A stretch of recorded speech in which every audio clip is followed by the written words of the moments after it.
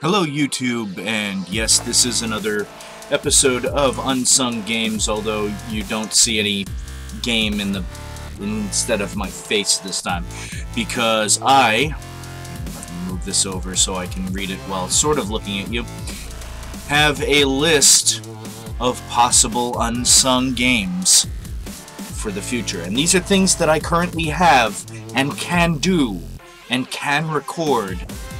But I'm going to leave it up to you guys for next week's episode. And yes, what I'm going to do is 5 episodes of each game so it doesn't get stale or anything.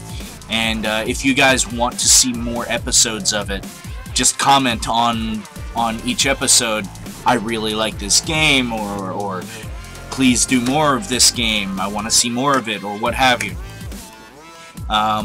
But I have 8 games that I'm going to list.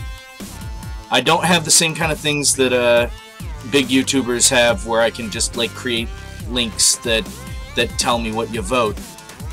Just follow me here. When something appears here, just read it.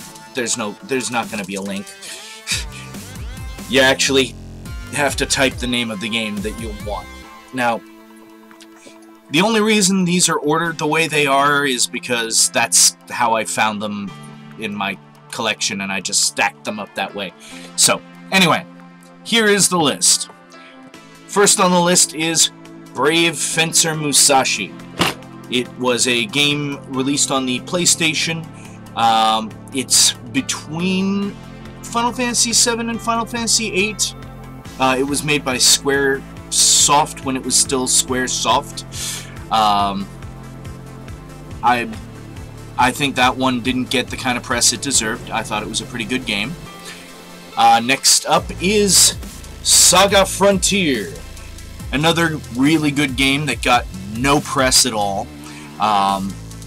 What's really interesting about that game is at the beginning of the game you select between one of 7 characters, and they each have completely different storylines, but a lot of the missions that you do kind of intersect. But anyway, that's also for the PlayStation.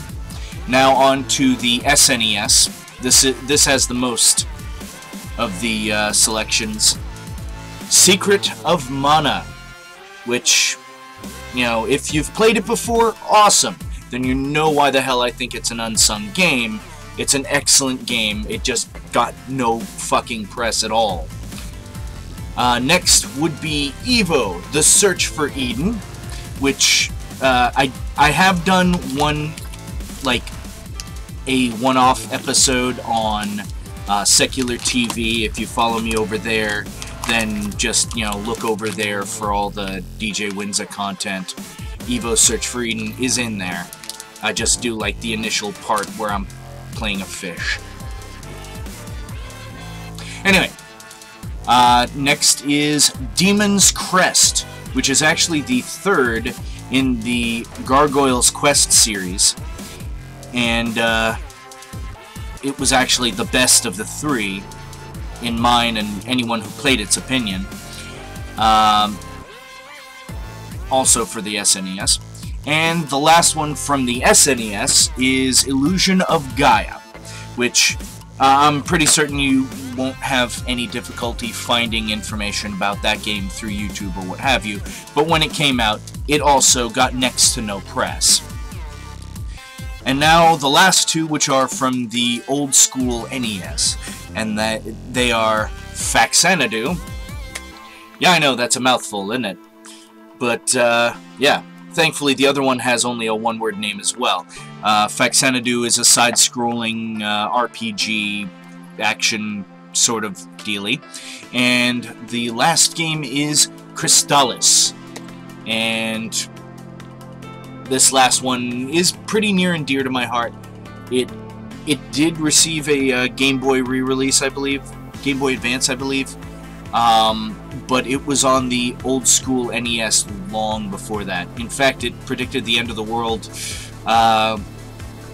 almost 20 years ago. Yeah. But apparently the end of the world didn't happen, so I can play the game for you guys now. Anyway, I'll only be doing 5 episodes of the game, whatever wins this vote. So, you know, vote in the comments down below. Wow, it flippity-floppity is on my screen. Anyway, vote in the comment section down below, and next Wednesday I will check all of it out, and then I will play a game that you guys decide. So yeah, don't be afraid of sharing this video on your social media.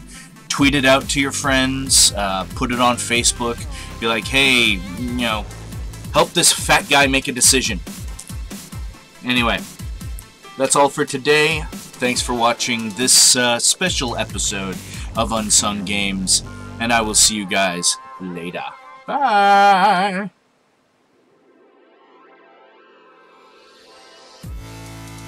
You, other than this, what kind of, oh god, boss, Yeah, if you want to, you can try to